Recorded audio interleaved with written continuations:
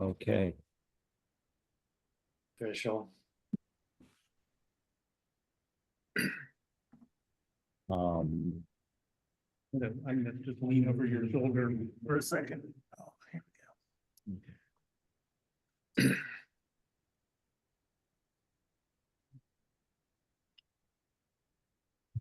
so I was asking folks, so by the way, I'll show you, we have some living, breathing human beings in the flesh here. About our level of optimism. I didn't ask who people are planning to vote for, because I don't like to make assumptions, although I think it's a pretty fair assumption that we're all voting for somebody and asking on the level of optimism, whether it's thumbs up, thumbs down. From one moment to the next. Yeah. Where are your thumbs today? My thumb isn't purple. Okay, that's not a requirement to attend here to have a purple thumb.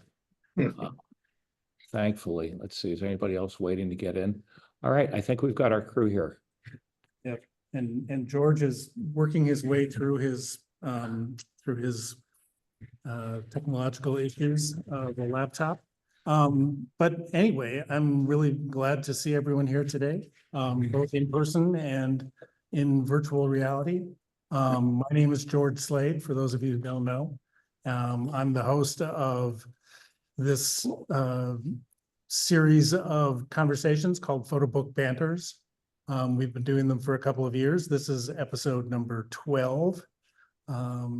So it may seem like we've only done 12, but it feels like it's been at least 3 years. Paul, congratulations, you're the baker's dozen. Okay, I'll take it. The point today is, well, I want to confess that I feel like I've been living in a bar, like living in a space where the idea of a political conversation is constantly loaded. Okay. And I have been someone who has been really retreated from I've been sort of on a news blackout to the greatest degree possible, because all of the little nuances, the twists and turns, and the daily digest of undigestible facts has just been so overwhelming for me, just impossible to manage. And I know what I want to have happen, and I, am got my head stuck in the sand about what, I don't know what else to do. I'm in a place where I'm feeling so really betrayed in a way by the system that I thought we had all grown up in. And I think that when I look at Purpletown, I get some sense of satisfaction back. I get some sense of the conversation being one that is a little bit more about equity, more about the polity. And I keep reminding myself as I've been preparing notes for this event that you can't say politics without Paul. Okay. Just like you can't say participants without pants. Right. No participants without pants. Okay. And no politics without Paul. Okay. But I don't know, it's not your job exactly to make me feel better. And I don't know. It's a hug. George needs a little bit more LaCroix. Okay. This is a real privilege for me. Let me just say that Well, Paul and I have been pushing photography and photographic issues around the Twin Cities for, oh boy, since the early 1980s, when we something took like that that. Yeah. Gary Winogrand Yeah. workshop together. All right. Let's not drop names. Well, he was a certain New York street photographer. Yeah. Yeah, no, I'm very honored to have been invited here.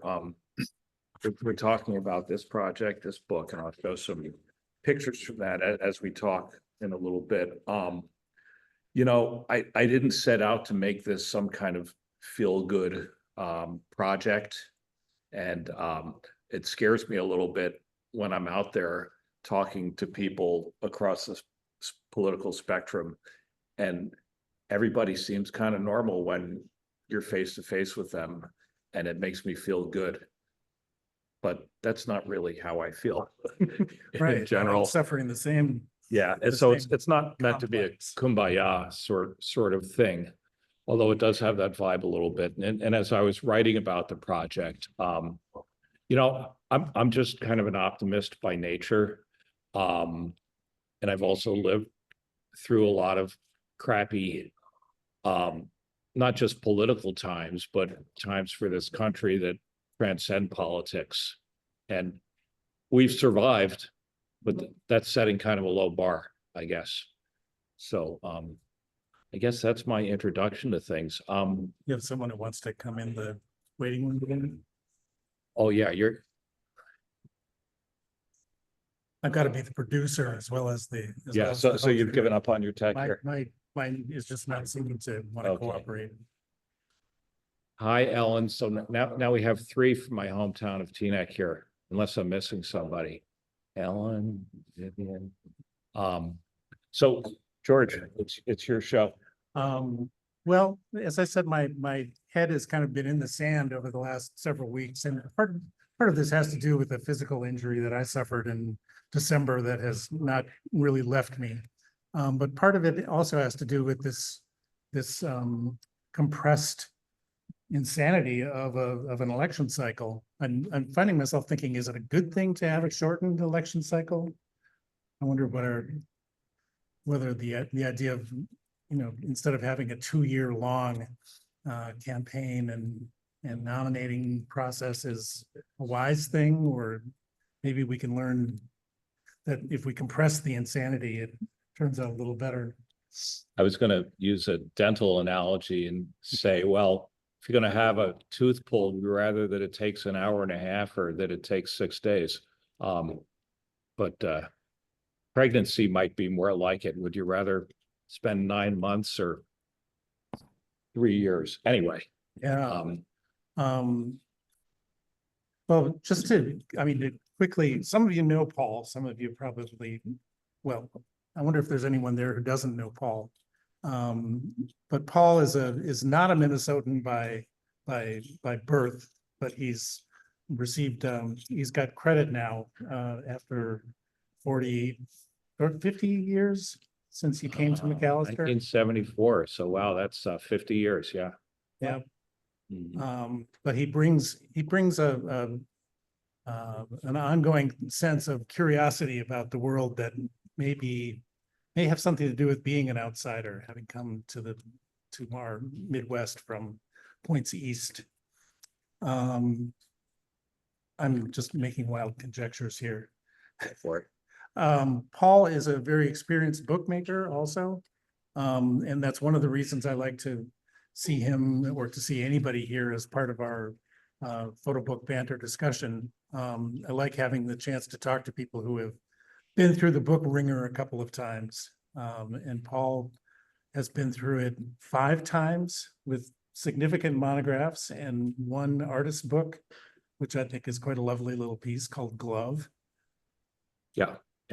There's several of those unpublished works. Yep, little smaller pieces. But anyway, maybe one of the things, Paul, you could do before you launch into the map. And I know you want to show the map, right?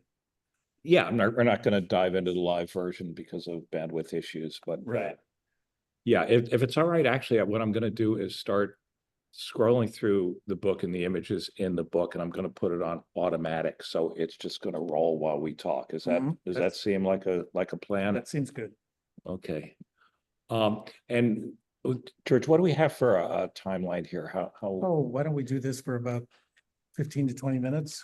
Okay, And then we can open for conversation, questions. yeah, that sounds Does that sound great. workable? All right.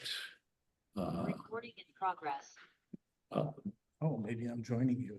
Oh, out go the lights. So hold on just a second here. Play. I think they can. Okay. Are you seeing at home? And George, you should mute your microphone because we're getting some delay here.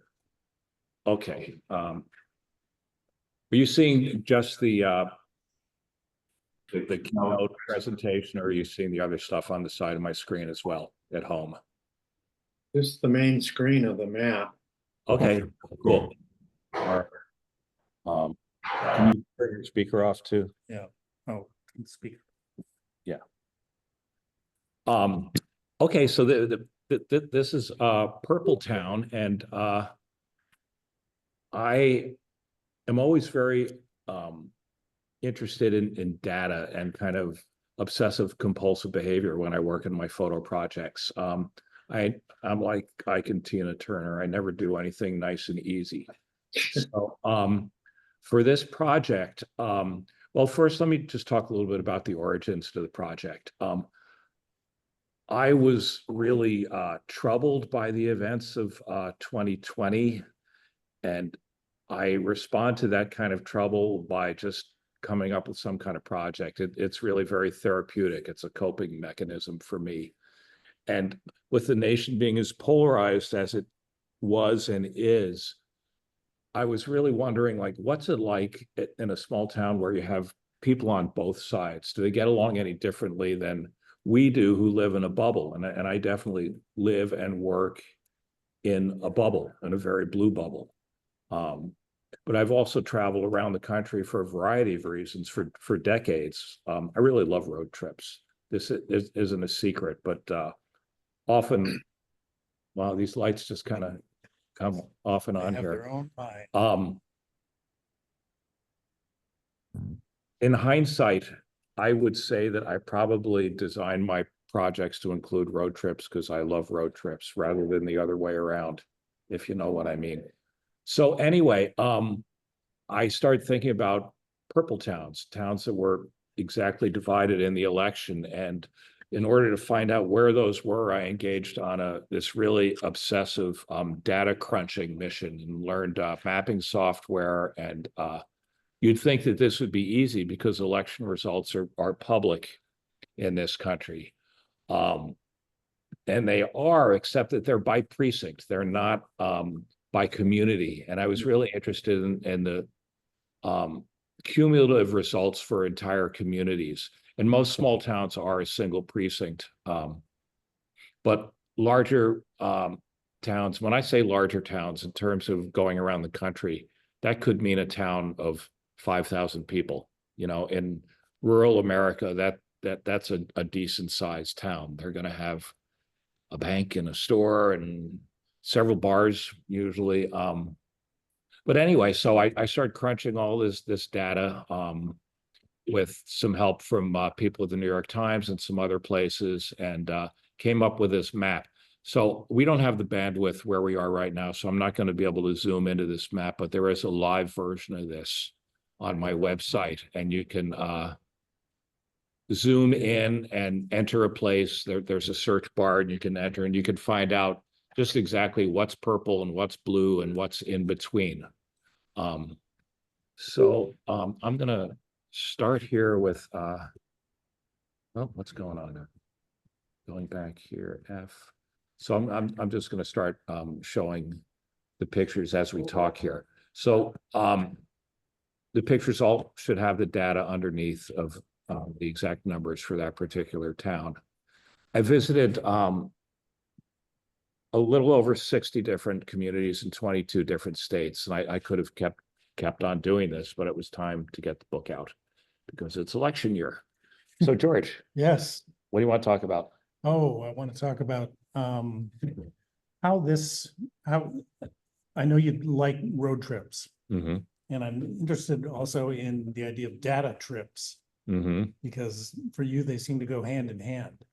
And sometimes the data seems to lead the road itinerary. And I think that's that's the case in this project. Mm-hmm. Other times in your work, the road trip has led to the data. How do you see those two interplaying, the quest for data? Well, to some extent, the data is important because I like parameters, but really I could have picked any 60 communities and America and gone and made pictures and put a book together, but it wouldn't have had the kind of conceptual underpinning that this does. But in an earlier book like the nuclear weapons work, how did data drive that project? Well, so I did a project in the 90s, primarily photographing nuclear weapons that were deployed nuclear weapons. And so I was working with the military, primarily the Air Force and the Navy. And so that wasn't so much about data, it was about gaining access. And that was kind of part of making the artwork itself. Making the photographs was actually a very small percentage of that in terms of my time and energy. A lot of it was just into access. So, I love wandering around taking pictures, and I could do it anywhere, as many of you do as well. And I do that on Instagram without having any concept or any underlying structure. I walk around with my phone, but for this kind of work, I just like having a kind of an armature of where to go. I think it shows us something in this project that is your return to the pleasures and the challenges of making pictures in the field. And learning from the pictures as you go. I'm thinking about the pastime book because it seems like there was sort of a dearth of data. That was a project that was less data driven than. I'm going to grab one of those and hold it up. Yeah, one of Paul's earlier books, one prior to this. Yeah, well, there was data on this. I'm just stopping at this picture for just a minute because we were talking about nuclear weapons, and this particular site was kind of a return to the nuclear weapons project. Let's see if I have this is a community in northern Washington State, northwestern Washington State, Scandia, which is an unincorporated community that let's see, I have my toolbar down here covering up the data. Let me see if I can move that. Yeah, so there, out of 1,000 votes, there were 10 votes different. So by my math, that comes to 0.1%, I believe. Is that right? 10, 100. No, 1%. 1.04%. 1.04%. And so that community has the nuclear submarine base that is one of the largest concentrations of nuclear weapons in the world. And so I was just kind of happy to be back there. I was not able to have the access that I wanted. Last time I was there, I was able to go in and go on a submarine, not out to sea, but all kinds of stuff. This time I went up to the gate and said, hey, can I take some pictures of the gate? And they said, no, you can't do that. And so guys with guns like this guy. And so the next day I got somebody from the public affairs office to come and meet me at the visitor center outside the gate. And anybody here, military veteran, served in the military? Yeah. They still wouldn't really let me take pictures. So I found an overpass nearby and made a picture. I think, let's see, yeah, this picture I made from up there in the overpass. And when I blew it up and really zoomed in, I saw this guy scoping me out with the binoculars. That's all. So, this is the book Pastime. Ready? That George was talking about. And the concept on this book was actually not data driven in terms of numbers, but I started working on this book in 2016 in response to the former president being elected at that point. Oh, this picture here, by the way, is adjacent to the nuclear submarine base in the same community. And it's the Ground Zero Center for Global Peace or something. And there's it's a bunch of peacenik people who run the place. And I had a nice visit with them too. So a great contrast in this community, not just along partisan political lines, but other things. So we're just going to let these roll here. That shot there, I think is moving, beautiful, stunning, empty, lonely community. Can you talk about that image? Sorry to interrupt you. Sure. Yeah, so this is in Junction City, Georgia. Very small community, 722 people here. I worked on this project for about 3 years, and I was teaching it part of the time while I was doing that. So I was traveling around when I wasn't teaching, working on this project. So sometimes I took trips specifically to work on the project, but if I was going someplace for some other purpose, in this case, there was a family wedding in Georgia. So outside of Atlanta. So I took a couple of days and just drove around the state and this was just a tiny little Purpletown on the map, and I stopped there. And what you're seeing is like a lot of what's in the town. Behind me, there's some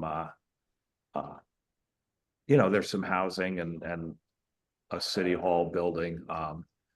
But when I go to a place, I'm not really looking for visual symbols of polarization. I mean, there's plenty of flags in the book, too many, if you ask me, although whose fault is that? Mine, because I picked the pictures for the book with help from some very talented people.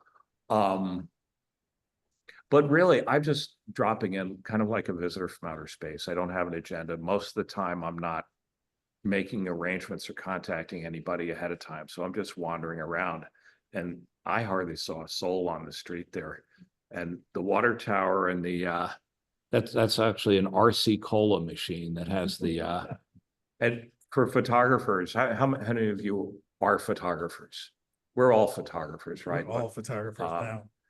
But yeah, many of you are serious. You're all serious photographers. Many of you I know of as great photographers, and those who I don't know of, I'm sure you're great photographers too. And that includes you out there in Zoom land.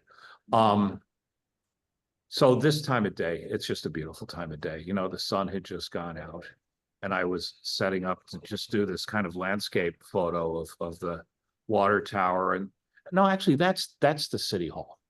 That's the That little building. Yeah. Yeah. And it's where you can make tax payments. And I saw several cars driving up to the what state are we in here? They call it soda. Georgia. In Georgia, Oh. I think they call it soda. I think they call it Coke no matter what. They call it what, Stuart? I think once you go south, everything with bubbles in it is Coke. Not RC. Yeah, in fact, why is there an RC Cola? That town must really be, But I don't it's know. generic. Okay. They're rebels. Georgia, what a place for rebels. So anyway, I was setting up to take this picture, and there was a church kind of off to picture left here, and this woman came out with her kid in this little drivey car, and they just started coming down the street with their dog, and you just so I'm not a religious person, but I do believe in photo gods. And so the photo gods were happy that day. So there's one other issue to talk about with this picture briefly, and that is consent and engagement with people. And on this project, I actually started doing more kind of candid pictures than I had in the past. So this picture, clearly, she saw me, I saw her, I gave her a little nod. I had my camera on a tripod, in fact, when she went by, and I'm kind of taking that as consent. I mean, it's, legally, we're in a public space. I don't need it, but I also, I'm not a guy who ever wants to skulk around with a telephoto lens, except for the submarine base. That's a whole different thing. That's a game. Yeah, so there are quite a few pictures in this project, in this book, where I didn't really engage or ask people permission, but there are quite a few others that I did that are more like formal portraits. Does that answer your question? And then some. Then offset that with this moment where you're engaged, semi-engaged, but even more invisible in some ways. I guess. With 200 people in front of your lens. Yeah. And, I'm not going to stop and say, hey, everybody mind if I take a picture? It's a public thing. There's a lot of people there. Right. But it's interesting, isn't it? I mean, yeah. here's an instance of a clear yeah conversation that's happened. Yeah. This guy was walking down the road with a guitar, just strumming the guitar. And I pulled over and waited for him to come by and said, hey, you mind if I take a picture? And we had a nice conversation. I ended up driving him where he was going. So you know, it's just being open to possibilities. Do you have any conversations with the people about the project? Yes, if people asked me, and they all often did, I record without audio. Why does it say I'm muted? I'm not muted. Oh, well. I'm recording. So. Wait, what was your question? I'm sorry. Did you have conversations with people about? Yeah, Be any deeper conversations about how they felt in living, about living in a Purpletown? well, many people, most people, this was a sneaked picture, by the way. Could you repeat questions that are asked from in the room so that we can hear them on mic, please? And I'm sorry, what's her name? Deborah. Deborah. Yeah. Deborah asked if I had conversations with people about how they felt about being in a Purpletown, and by extension, I'm guessing about project. Yeah. I would always tell people, you know, I'm working on a photo project, and so, you know, usually would tell them more. I would say, yeah, it's about Purpletowns. Well, what's a Purpletown? And I would often say, did you know that your community was exactly split in the 2020 election? And occasionally people knew that, but most often people didn't. They were really surprised. And often people just didn't believe me. They said, I don't know anybody that voted for the other guy. And it was more often than not, it was people who identified as being red who said, I don't know anybody who voted for, actually it went both ways. Who people that they just couldn't imagine. So even within these small communities, they live in bubbles as well. But sometimes in like a really small town, there was one in Western Minnesota where I think there were maybe 36 voters in the town, and I stopped in the bar there, and the bar and all, I should say also, people often self-identified. They say, well, yeah, I voted for Trump, or I voted for Biden. And I would never ask them that. I would leave it up to them if they wanted to divulge that. Stephen Schwartz has his hand up. Stephen, what is your question? Yes, I have my hand up. Yes. Oh, and you can't, well, maybe you can see me on your little screen. So this is fantastic. 3 quick related questions. One, I'm assuming that perhaps in the book itself, there's maybe a little inset map or something with each photo that kind of gives you a sense of where they are. I don't know whether that's true or not. I would find that helpful, but I suppose there's the larger map. Yeah, there's a larger map, and the photos are, they are identified as to where they are, but no. And for your captions here, which I presume are mimicking the ones that are in the book, you don't identify which way the vote went, which I suppose is, I'm guessing, is your way of not having us, the viewer, decide that these are the right kind of people or the wrong kind of people, depending on our political persuasion? Okay, so first of all, they are identified here, and it's a little subtle, but see where it says minus 0.33 percent margin. Okay. That means that because Biden won the election, the minus margin would be towards Trump. Hang on a second. This is going to cycle through and just keep going. Did you have another question? The last one was, because you started to talk about it, I'm just curious what, having done this incredible road trip through all of these places, we hear about the country being divided, and whenever I hear that, I always push back because, okay, yeah, it's kind of roughly divided, but in terms of the popular vote and the electoral vote, whichever way you look at it, it wasn't completely divided, but yet you're in these places that were literally divided. And I'm just wondering what your takeaway is from that, having spent, I don't know how many months putting this all together. My takeaway in what regard? What do you, well, you said you said you didn't intend it as a feel-good book, but you came away optimistic, but that's not how you feel. I think that's, if I'm paraphrasing you correctly. I'm just wondering what conclusions you're left with, having visited all of these people, all of these places, your sense of what the body politic is like, since that's literally what you're photographing here. Yeah. Well, I don't have any conclusion regarding which way the election's gonna go. I guess a couple of things is one is I don't think we know each other very well at all. And I wish I could load up everybody I know on a bus and take a tour and get out and meet people. I have a really hard time with the notion of believing that 30 or 40% of this country are stupid and racist. And that, and I've gotten into it with friends and family that it's just so easy to dismiss people on the other side. And I get that, especially when it comes to a lot of the rhetoric that has been going around is hateful, and it's hateful towards people that I care about, people that I love, people in my family, people that I work with. And so it's very complicated for me to not be judgmental. Is there anybody else kind of share this this feeling? It's easy to judge. I think people vote for who they vote for a lot of different reasons.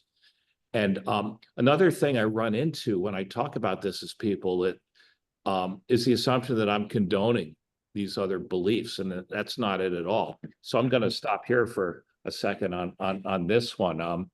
Whoops, let me back up here. So I took a picture of the guy that owns this place. I didn't put it in the book because it wasn't as good a picture as this one.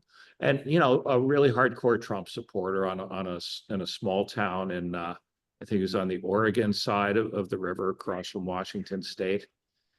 And people were respectful to me and talked to me. I don't think I ran into anybody who told me to get lost, or there were some people who were hesitant to have their pictures taken, but not that many of them. But I just always want to acknowledge my understanding and my privilege in doing this kind of work, that I can go places that maybe other people can't, but I do know some photographers, some people of color who've done intense road trips into rural and red America. That this country doesn't really belong to one person, one type of person or another.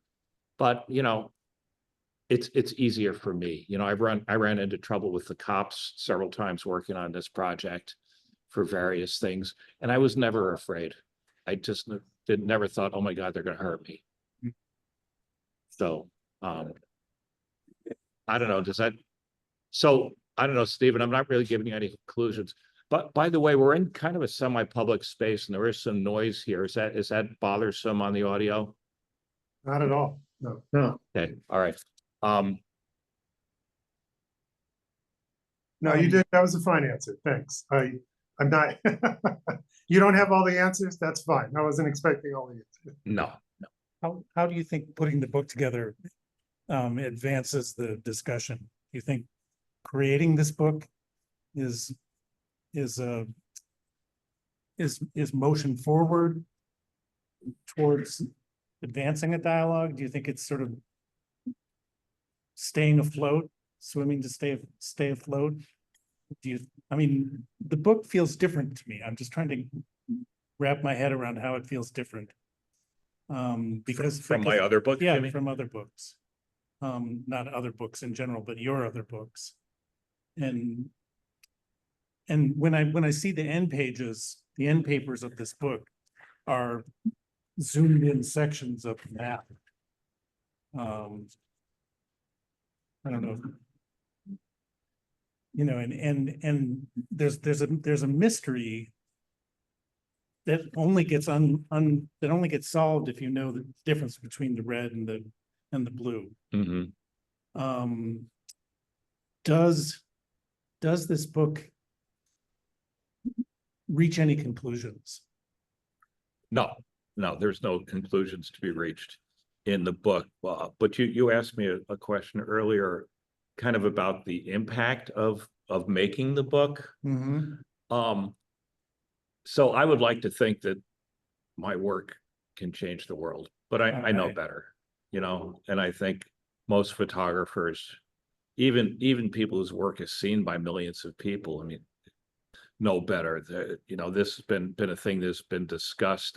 Don McCullum, who's a famous British war photographer, I saw him speak decades ago, and he somehow thought that making photographs of war and suffering was going to stop war and suffering, and he admitted to being disabused of that notion. So, photography can change things. Lewis Hine, his photography had an impact on child labor. But no, I don't have those grandiose thoughts anymore. Well, what could change? I mean, you're dealing with such a enormous Titanic. I mean, I don't know that the book could change anything. Well, it changes me. And if more than 100 people actually owned this book, then I might think of it differently. But I only printed 250 copies, and there's just not a lot of them out there. Which is an interesting comment on the nature of book business, is that you don't expect to sell that many, because that's the nature of the business. Well, some people sell a lot of books. I've just never been one of them. But it is hard to change the world if you're only printing 250 copies. Well, if I was printing 250,000 copies. So I have this picture just because I had an interesting conversation with this guy. That's just not one of the main pictures in the book. I do a lot of this work for myself. Artists make work for a lot of different reasons, and some of it is really obvious on the face of the work, whether it's photography or painting or performance or anything else. And a lot of, especially what I see as a teacher and what I see in the institutions these days is very inward facing. And I think of my work as being more outward facing, but, and there's a big but there's always a personal reason that drives me to do this. I'm not a photojournalist that's getting an assignment from an editor and going out and working on this, or they're not commissioned projects. It's my own idea, and it's working through my own crap. As I said earlier, it's kind of a coping mechanism.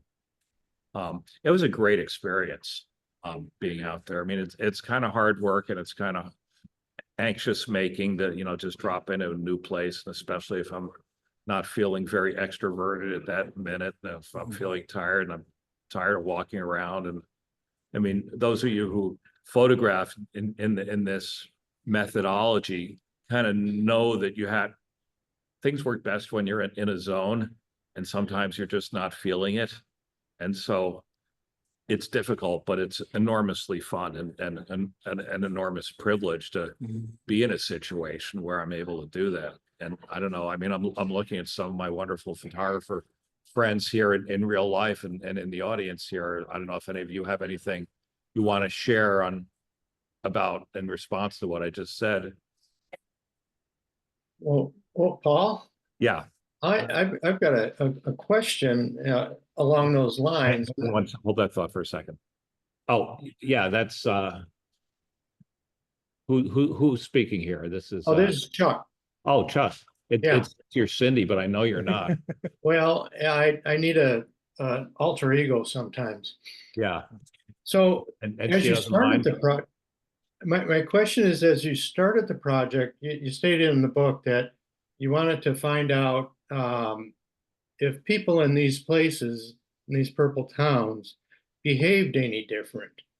And I'm wondering, as you started the project and as it progressed, if your ideas about what you were doing or where you were going with it, how did that evolve? Did it evolve, or did you pretty much stay with, this is what I'm looking for? Oh, that's a great question, Chuck. And of course it changed. I don't think I've ever in my life come up with an idea for a project, and even if I've written extensively or laid it out, had the project turn out even close to what I imagined it was going to be. It's always evolving and changing. And not to get too deep into this, but originally in this project, I was going to take portraits and do interviews of people that I met. And I did a little of that, but I was going to do it on a very rigorous and formal level, where I was going to set up in coffee shops and bars and do these formal portraits. I had a whole lighting thing set up. There were going to be tight headshots and do interviews with people. And I heard, do you think it's possible they might quiet down a little bit if you ask them nicely? And I started out kind of testing that in Minnesota and Western Wisconsin. And I went to about 20 different places until the bar owners and the coffee shop owners were very nice, including this place here, Pearlie's Pub in Western Minnesota. They were very nice, but they said, no, we don't want to do that here. We just don't want this place to be a place where they imagine people getting riled up about it.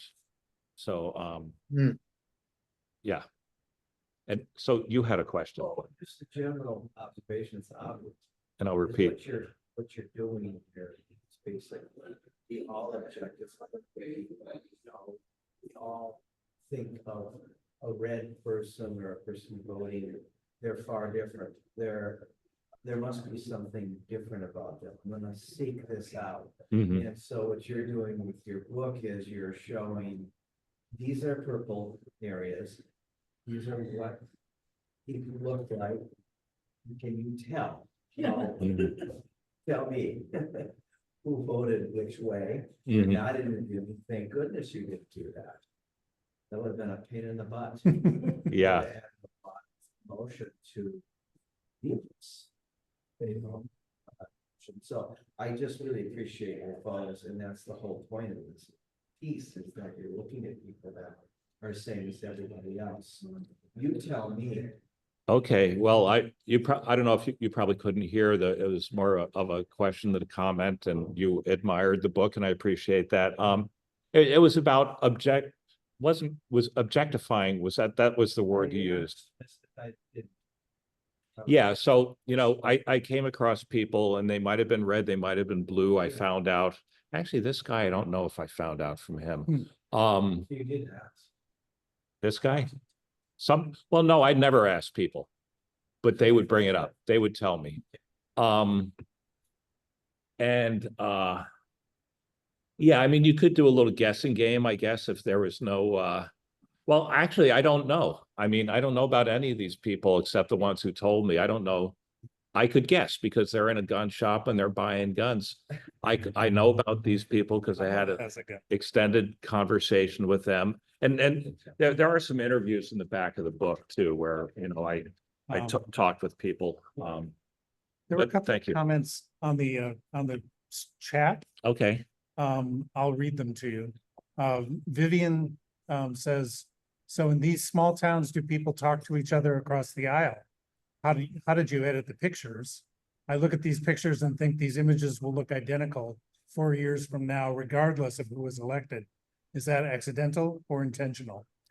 Okay, so the first question was about People talking to each other across the aisle. Okay. And how did you edit? So Vivian, I actually wasn't in any of these places long enough. I don't feel like I got to know these places on any kind of intimate level. And it's a different working method. I mean, some photographers, some documentary photographers and filmmakers will come to a place and they'll stay there a long time and they'll just kind of gain the trust or attempt to gain the trust so that they have more of an intimate relationship. That was never really my intention. But I did ask people often, like, do you know anybody that voted for the other guy?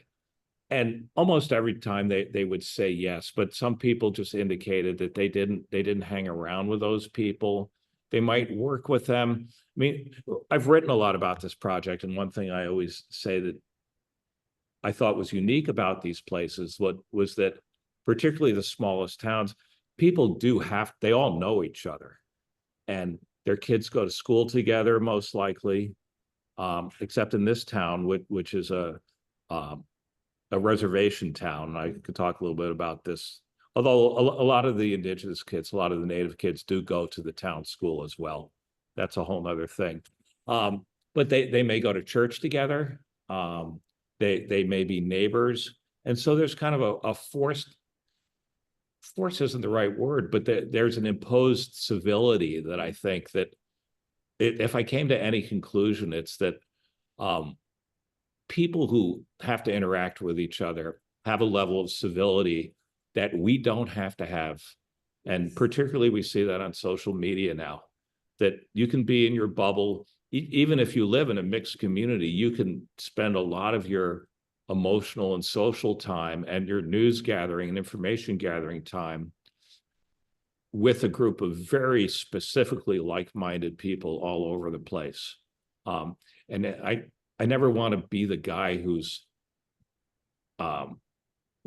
railing against social media. I mean, for one thing, because I'm kind of addicted and into it myself, but I think it's useful in a lot of ways. It's really kind of changed our world in a lot of ways, and sometimes for the better. But I do think it is easier to be uncivil, you know, and if you're in a room full of people that all agree with you, you know, I could probably say all kinds of horrible things in here about people on the other side. And I don't think anybody here or on in our Zoom meeting is gonna have a problem with it, but I'm not gonna do it. But if you're in a small town, you're not gonna stand out in the street. And in fact, I think I could say I saw less signs in these towns than I did in the countryside in between them. You know, less signs for one candidate or another. I don't know. I mean, does anybody else have any ideas about? If you go to rural Minnesota, you can see exactly the signs are out in the country, not on Main Street or Right. the 2 blocks on either side of Main Street. But some of these towns are in rural areas. So the Georgia, I went to two or three towns in Georgia, and one reason I went there is because the people in my photographs were not representatives, just a pretty white bunch of people in almost all the photographs. And I started looking looking closer at the map, and I saw that in the deep South, it's more of a checkerboard. You know, there's blue, red, blue, red, blue, red, and a lot of purples. And that's because there are a lot of communities in the deep South that are very segregated, both all black and all white. And so it was kind of the liminal areas, the areas in between, like this town. This is Barhamville, Georgia, 10 votes different out of 804. And so I guessed, and I guessed correctly, that there would be more people of color in these communities for me to just encounter and photograph. Joel Eisinger from the chat has a sort of related question, wondering what the visual message of the book is for you. Is it to humanize everyone you have photographed? I'm not real big on messages, Joel, although they inadvertently come through.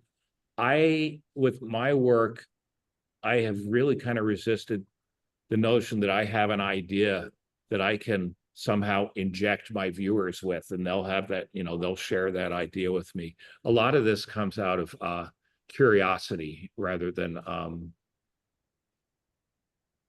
spreading a message. My takeaway was that people are all human. I mean, they might not necessarily be humans that we agree with or even like, but I mean, I ran into some incredibly likable people who had beliefs that were just not didn't jive at all with my beliefs. So, you know, I can like them well enough to sit and have a conversation with them on the street. I mean, just a few weeks ago, I'm done with this project, but I was on a leisure trip with some friends in southeastern Minnesota, and this woman had a sign in her yard, this huge sign that said, "Even my cat hates Harris." And I posted that on social media. And so, you know, me, I just can't stop. So I went and took a picture of it, and her dogs. No, that wasn't true. It was even my dogs, and she had pictures of these two. I'm not going to dig it out here, but if you go on my Instagram feed, you can find it. And there were these two yappy little dogs in the yard, and there was a chain fence, and they were just yapping at me like, you know, they wanted to tear my throat out. And so, of course, you know, I had to take pictures of the sign. And the woman came out and said, "Oh, don't mind the dogs."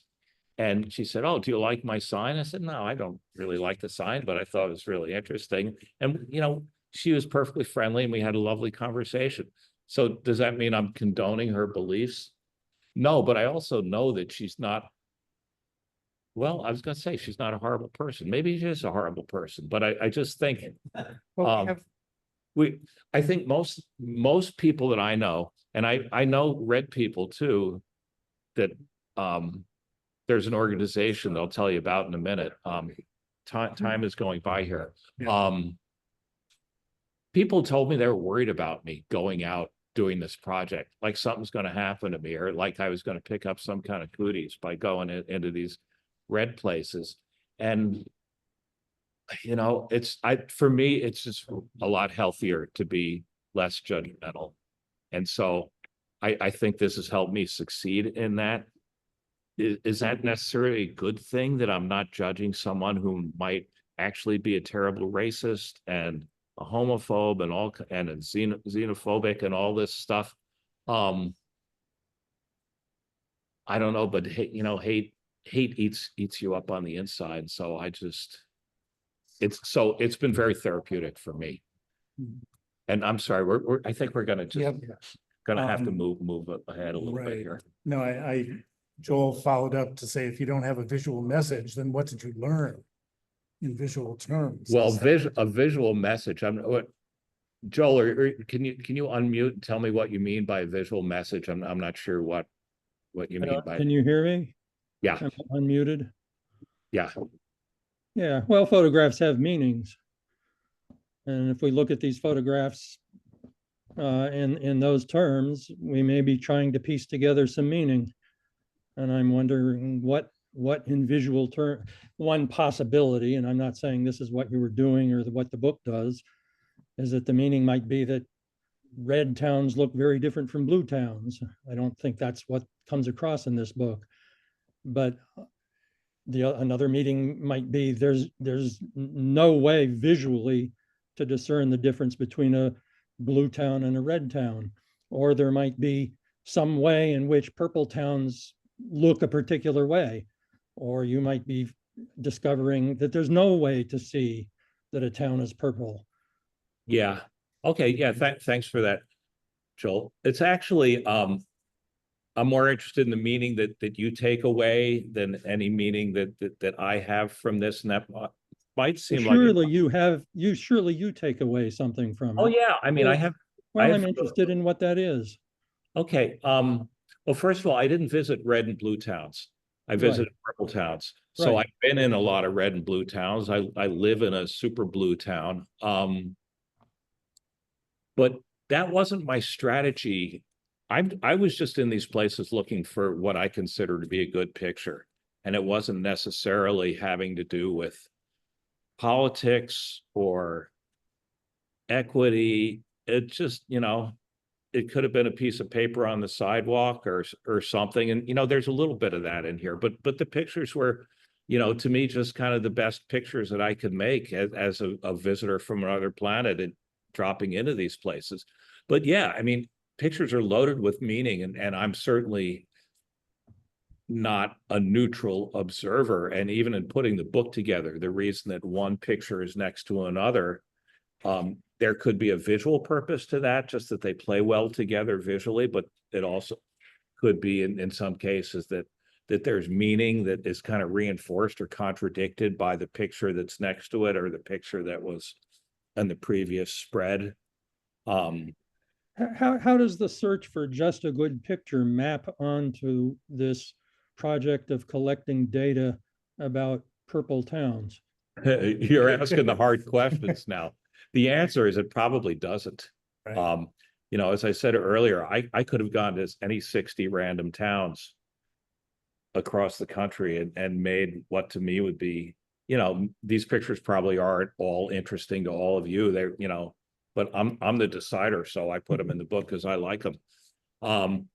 But to me, the way I want a project in a book like this to function is that when you're looking at it that these are purple towns and you can see the data.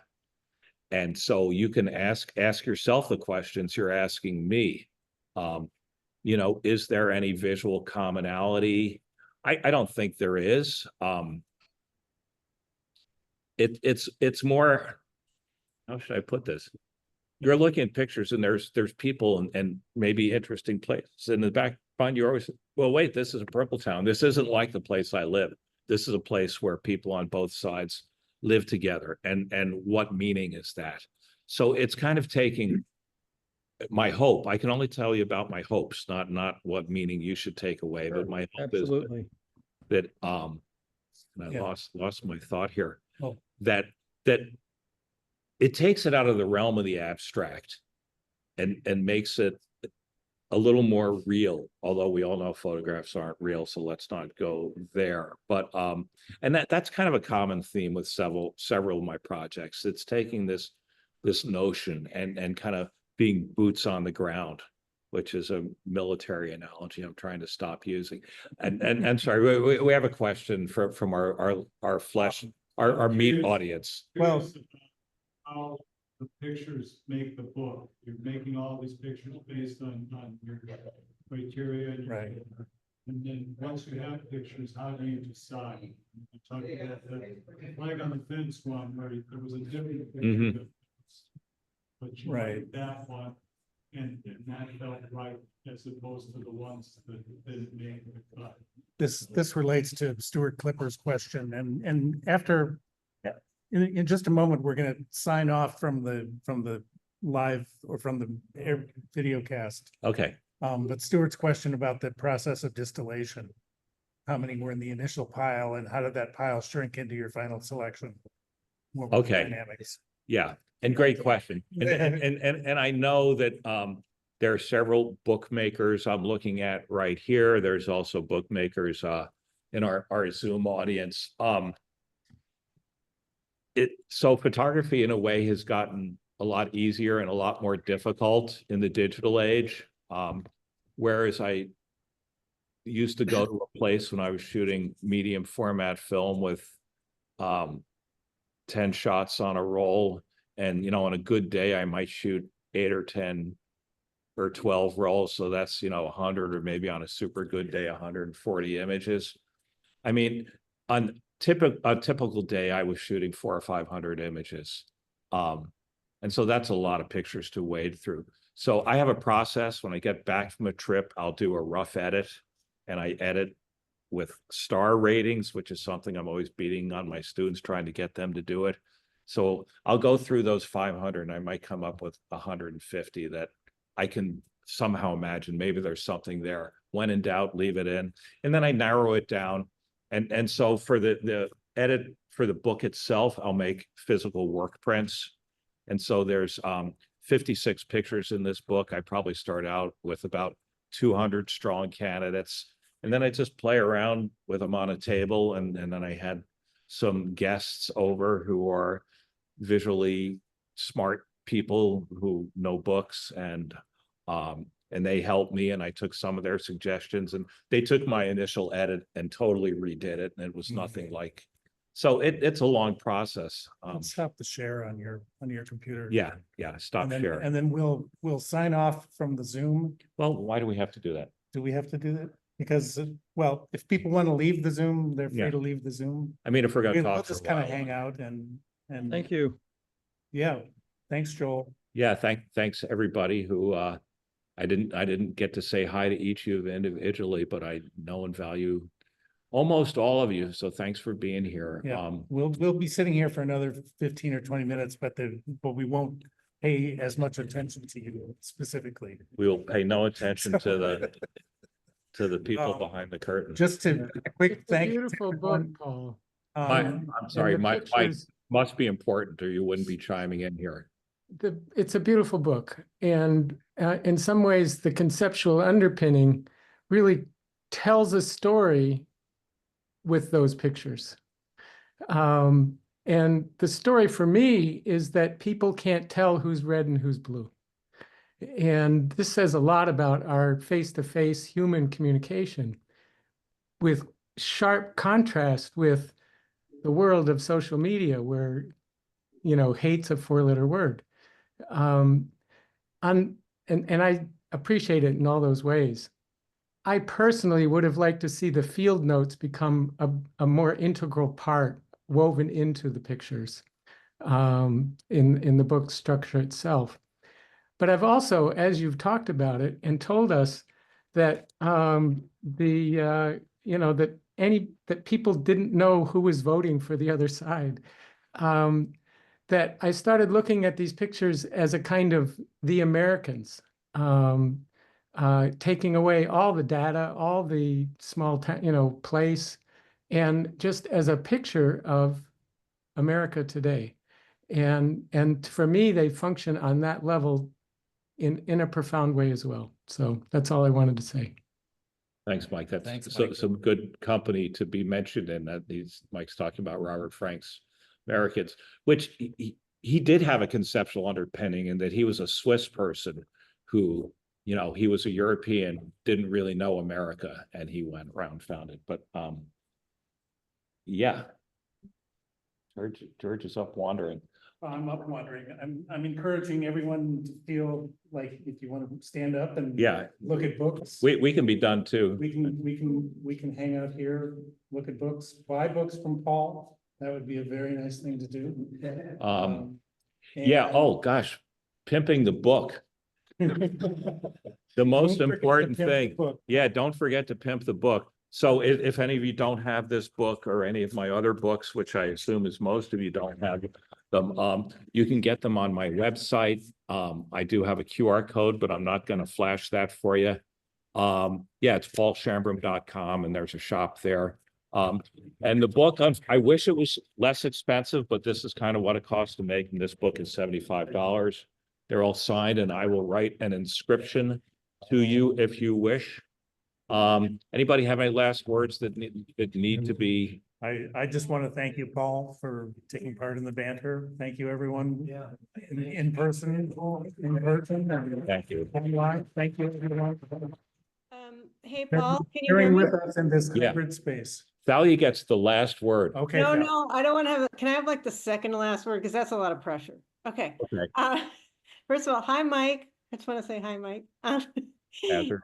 And hey, Paul, so beautiful work. And I just want to jump off of what Mike said. I felt the same way because, and this is what I always told my students, is like, sometimes the road you go on, is not necessarily what the end is going to be when you make this kind of work. And to me, it's the photographs themselves that stand out and your magic of just capturing these moments that it's like there's just no words to describe it like that. I just like the moment, and this is also kind of pimping the book too, I guess. Pimp away. In a sideways way.